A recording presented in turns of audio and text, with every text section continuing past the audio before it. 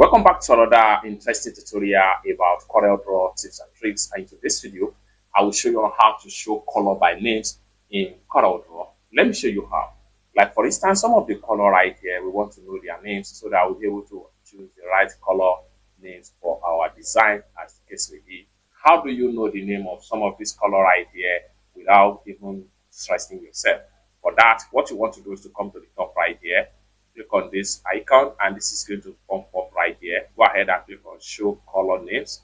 So once you click on show color names, you have all names of these colors right here, and including the color code, just like what you see right here. So if you want to use any of the color by name right here, let's say for instance I want to work with this particular certificate right there, click on the certificate, and we want to use sky blue for this. We just click on sky blue right here and update on the certificate, or whatever design we are doing.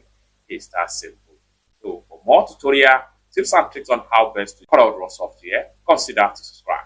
Thank you so much for watching, and I hope to see you in my next video.